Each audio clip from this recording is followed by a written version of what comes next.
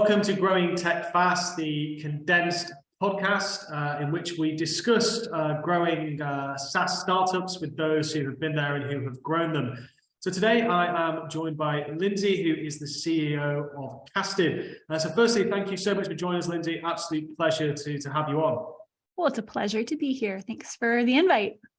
No, not at all, not at all. So I guess, like Lindsay, where I always want to start, obviously I can make an introduction from my side, but I'm sure our listeners would really appreciate it from your side. You could just give us a bit of an introduction to who Lindsay is, a bit about your background, and then if you want to talk to us just a bit around Casted, then we can go from there. Sounds good. Well, I'm Lindsay Tjepkema. I am CEO and one of the co-founders at a company called Casted. We are about 3.5 years old. And in short, we exist to solve a problem that I had. So I spent 15 years as a B2B marketer. And most recently, before starting Casted, I was running a brand and content team for a global enterprise SaaS company. Started a podcast, not unlike this one, and ran into some challenges that really kind of punched me in the face as far as like being able to understand what the show was doing for the business, being able to use it in any way other than a podcast. And just, I couldn't believe, frankly, that a platform like Casted didn't already exist. So I think that's quite often the leeway into a lot of founder stories, which it certainly is mine. I want to solve the problem that I had and be the change that I wanted to see. And here we are 3.5 years later. Casted is a software platform, a SaaS business that serves B2B marketers to help them maximize and measure their podcast and video content, again, much like this. Ring it out, not only publish it and distribute it and syndicate it, but also really break it down, atomize it, and amplify it across multiple channels. And most importantly, really clearly measure the impact that it's having on the business.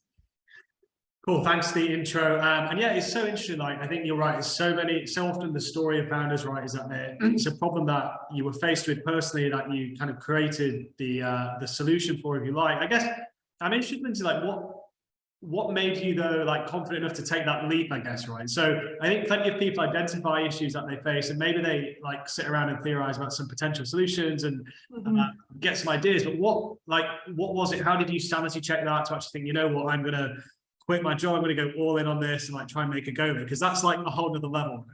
Yeah. Well, I was dumbfounded that it didn't already exist, that it wasn't a budget thing. It wasn't that I couldn't afford it with my marketing budget. It just didn't exist. So all these companies that like me and marketing leaders and marketing teams like mine were just duct taping together solutions of one-off point solutions and tools that just weren't made for marketing, weren't made for B2B. And that just blew my mind. And so the more I thought about that, the more shocked I was, and the more I just really started to think about how this is not only a need, but also it's the future of marketing. Like I saw from my 1.5 decades of experience in B2B marketing, this wave emerging where podcast, audio, video content really is becoming more and more important in and around brands, right? Like I saw that emerging, and it's like, okay, here's this problem, here's this growing need. Like this is only going to get bigger, and it's not about some one-off tool or pointless solution. It's about this movement that somebody needs to go lead. And the more I talked about it, the more I was like, well, I guess it's me. Like I'm going to go do this thing. And then frankly, as far as like what actually made it really real is I talked to a venture studio about it and was just kind of kicking the tires and talking about B2B podcasting and what we were doing and why. And it wasn't, I didn't go and Scott Dorsey, who was the founder of ExactTarget and which was acquired by Salesforce, he and I were talking about it. And I wasn't talking to him with this desire to start a company. We were just talking about B2B podcasting in general, just kind of talking about marketing. And the more I heard myself talking about it, the more I was like, oh, okay, this is a thing. And by the end of that one conversation, I said, if this is a thing, like it's not happening without me. And I just, once you see it, you can't unsee it, you know? And I saw it and I couldn't unsee it, and I couldn't not do it. Yeah, I love it. I think you're right. Obviously, as you said, like video, audio, like that rise of that being a way in which particularly brands, communicate with their customers They need to be able to measure that, the ROI of that, the impact of that. Like, so it's become such a big thing over the last few years, and that's obviously testament to the success you have had at Casting, because I know you've grown to, what are you, 50-ish people? Is that right now?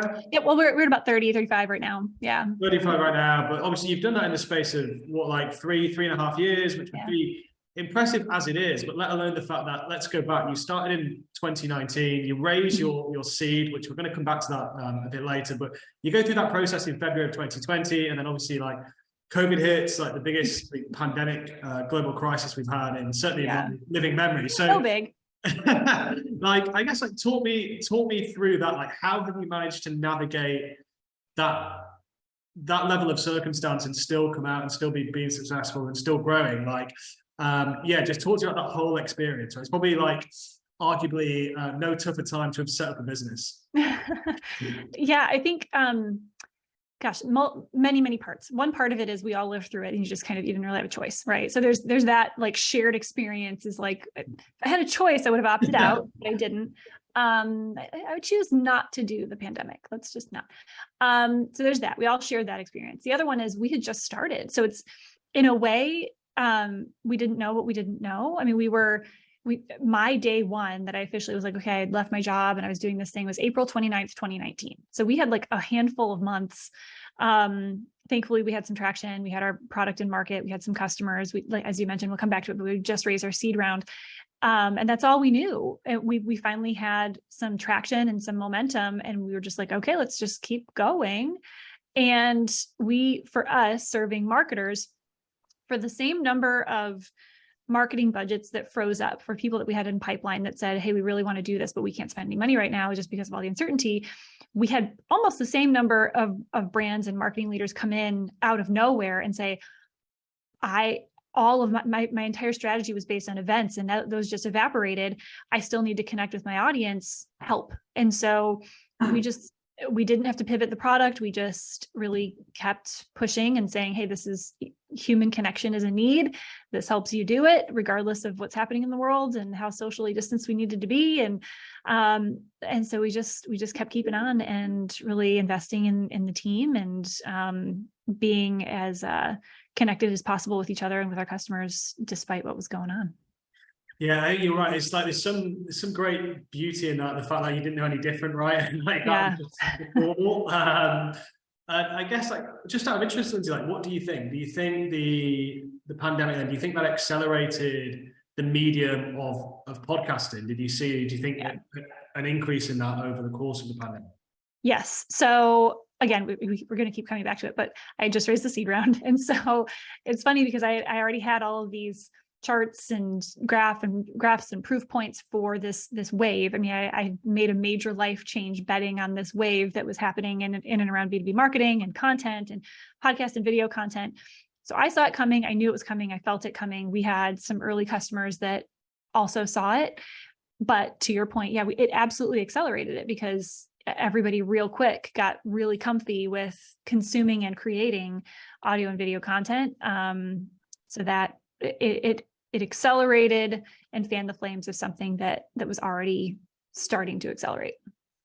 Cool. And yeah, I know we mentioned this now. You raised your seed, so we're gonna hit that, kind of hit that head on there. So not only have you raised your seed, but also you raised your Series A as well, right? And I know that a big challenge for a lot of founders and entrepreneurs listen to this podcast is around how they go about, chasing that first round of investment, that early stage investment. Of course, there are other paths to do it, right? But I guess the most classic path and sought after is going seeking out VC backing. So talk to me a bit around that journey. Talk to me a bit around any advice you would give to people out there who are listening, who are going through that same process you were going through, kind of 18 months ago. Yeah. Series A was 18 months ago. And seed round, so we closed that March 2021, and then the seed round we closed. We announced it early February 2020, but we closed it right around the first of the year, going into 2020, with not knowing how amazing timing that would be. But for both of those, especially at the seed round, I mean, starting there, and you hear it all the time, but it's so true. The most important thing is the story that you tell. And obviously that has to be true. The true story that you tell and the angle that you take as a founder, because that's usually that's all you've got. You've got some early momentum, whether that's in what you're building or what people are buying or whatever that looks like for you. But what people are investing in is you and your passion and your story. And so, like I mentioned earlier, I didn't set out to go create a thing. I didn't have a widget idea in the back of my mind and say, like, I just really want to build this thing. It was like, I need a movement to happen, and I guess I'll go do it. What do we need to build to make this movement happen? And as a result of that, because it's my lived experience for a decade and a half, going on 20 years, I am so passionate about it and I can't help but want other people to be passionate about it too. And as a founder, the more you can, one, let that shine, but two, put some guide rails around it to make it clear to others. Because quite often when you have a vision like that, it's so exciting and you just feel like everybody else should understand. So the more you can capture that, make it clear to others, make it believable to others, and use some data points and proof points to show everyone else that it's not just some crazy dream, but it's a prediction of the future. And so that was absolutely true at the seed round. And then Series A, it's a mixture of that and what you've done and where you're going to go, which was interesting for us because it was all in the midst of a pandemic. So yeah, interesting. So I guess then the key thing there, particularly that seed stage, Lindsay, is getting a really clear, really being able to tell your story in a very clear and communicative way to be able to demonstrate, as you say, it's not just a pie in the sky, but really there is something tangible here that is worth, throwing some money out and investing. Yes. Yeah. And that's the thing, is that you I hate to use the word contagious anymore because of the pandemic, but it's true. There's a good contagious too. Yeah. When your passion and your vision is so palpable and you believe in it so much, it is contagious. And investors in particular, the reason they are investors is because they have a disproportionate amount of FOMO. And I think any investor would tell you that too, is if they see what you are so excited about, and you have to remember, like, you're the industry, you are the expert, you are, regardless, like, I'm the domain expert, I've had that lived experience, but like, you are the expert in this thing and you know more about it than any investor does. And so your job is to be like, I know this thing more than anyone else. And I am so excited and so passionate about this solution that I have, because I know it's going to change the world and it's going to go do all these things. And you have to be so convicted about it that the people in the room that live and breathe by FOMO are going to start to have FOMO about not being a part of what you're doing. And it's when you truly are that excited about it, it's simple, not easy to make that happen. I love that, using your passion to create FOMO. I think that's a really good insight into the mind of an investor, actually. Yeah. Okay, cool. Well, look, as we said, you battled through the pandemic. Like, things seem to have settled down. We were kind of getting a bit back to life as normal, and then we're faced with I don't know, potential, for those listening and using inverted commas, a potential recession. Obviously there's whatever you want to call it, there's certainly uncertainty around the economic climate right now. And something that we discussed, Lindsay, was how I think as companies, we're all being forced to do, in fact, not just as companies, but as individuals, right, to do more with less across the board. And that it's really, I guess, really important now more than ever to extract as much value from everything as possible. So I guess, like, what would your top tips be to founders, to leaders, to anyone with how we can be doing more with less? It's funny. My official name for whatever we're going through is it a recession question mark? Like, that's what I'm calling it. I'm like, for what we're facing now with the, is it a recession question mark times? You're right. I mean, every role has their version of, like, feeling pressured to do more with less. I think certainly business leaders, certainly marketers already feel the pressure, feel the pressure to do more with less. And now that we're in this, is the recession question mark time, that's been ramped up. And we actually literally today, as we're recording this, just launched a podcast series called the Recessions, like the recessions. So check that out. And it's specifically, I know we're talking to business leaders and founders, but like for us, we're speaking specifically to marketing leaders, saying, okay, if you are feeling squeezed, if you are feeling the pressure for whatever in the world it is happening, because however economists would define it, we're feeling it, and we're seeing squeezed budgets, and we're seeing lengthened sales cycles.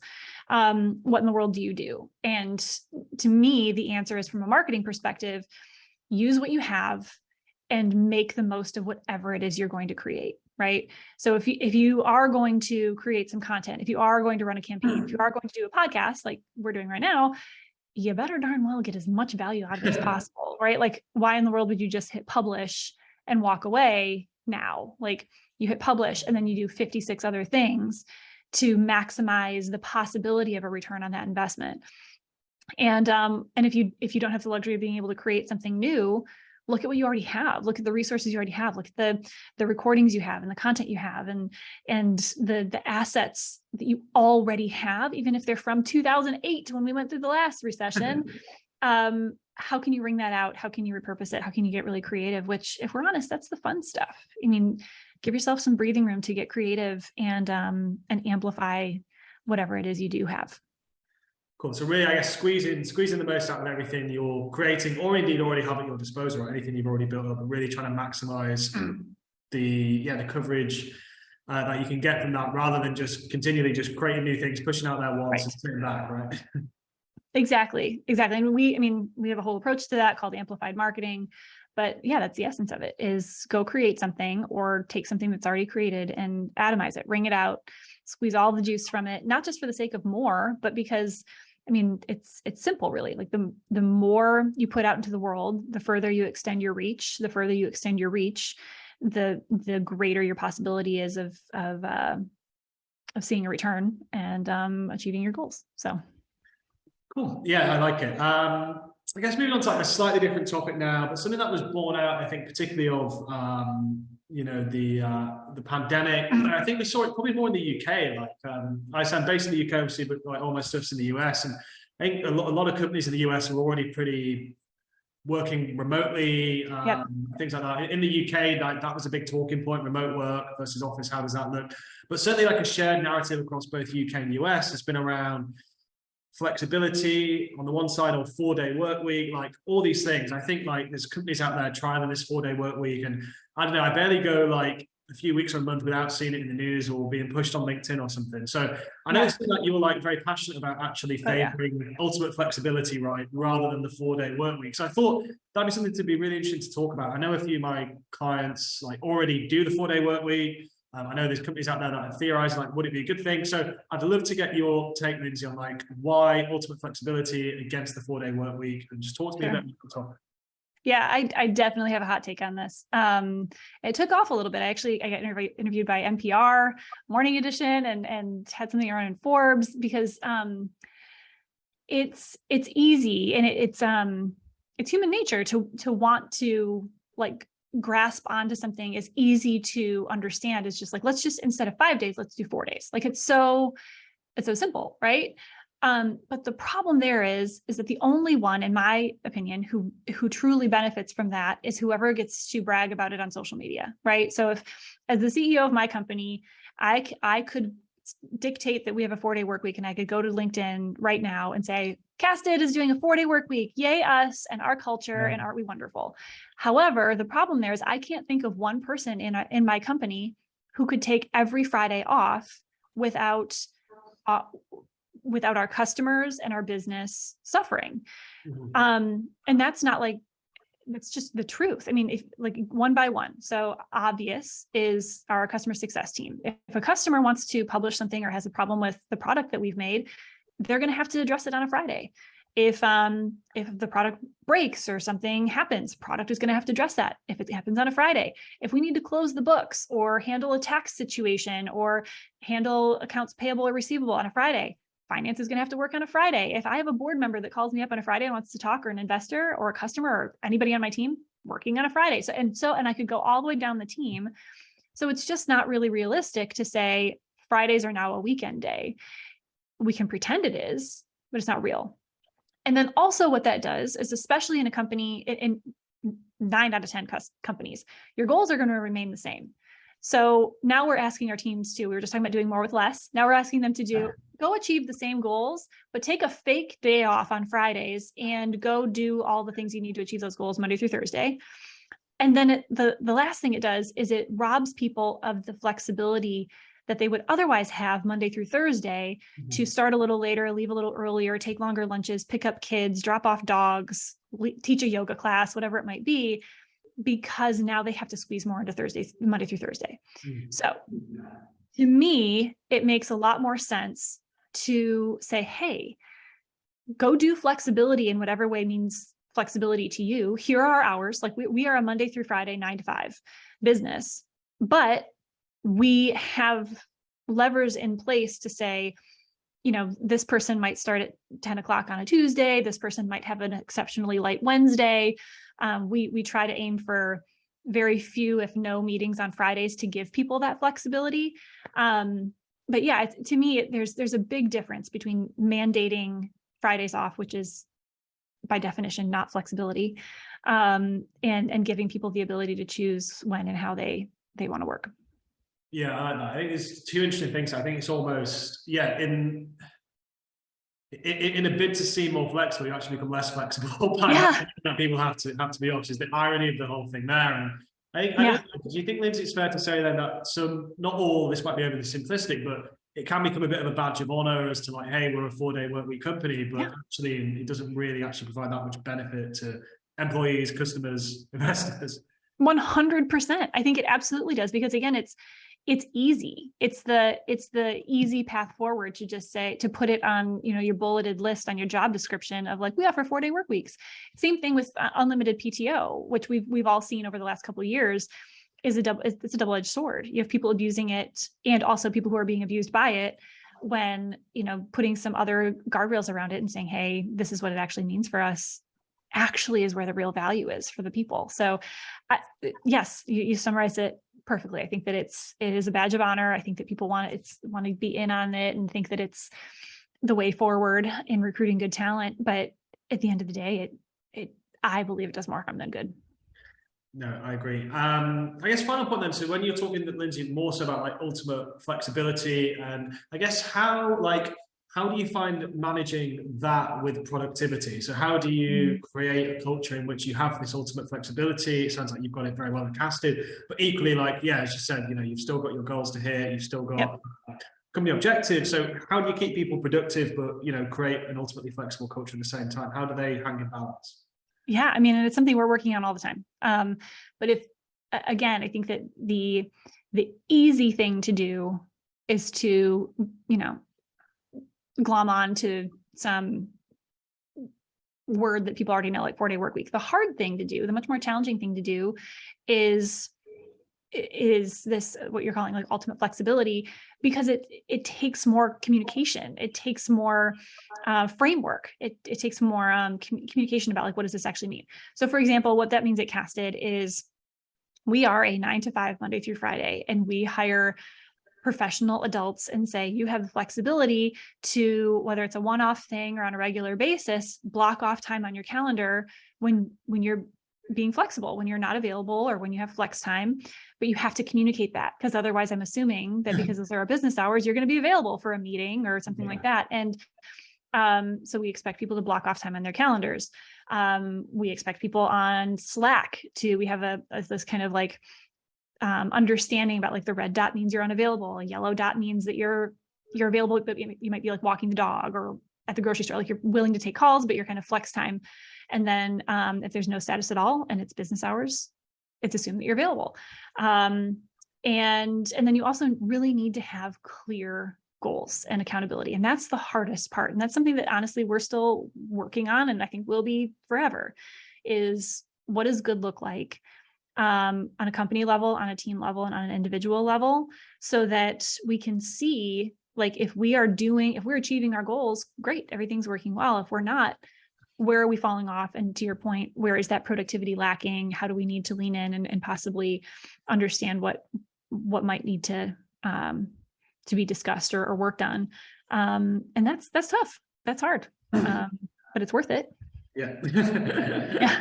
No, I love it. Well, cool. Look, I know it comes to the end of time. Thank you so much, Lindsay, for sharing like all of that with us today. So you're on a great journey obviously with Casted. So yeah, really appreciate your time and your insight that you've shared with us. It's super fun. Thank you for indulging my babbling. No, not at all, not at all. And everyone needs to go and check out, is it Re-Sessions, is it the podcast? Yep, the Re-Sessions, it's a series on the Casted podcast, and also we're airing it on our Amplified Marketing podcast. Awesome. So everyone going to check that out. But in the meantime, Lindsay, thank you so much for your time. Really appreciate it. And for our listeners, until next time, thanks for listening. Bye-bye.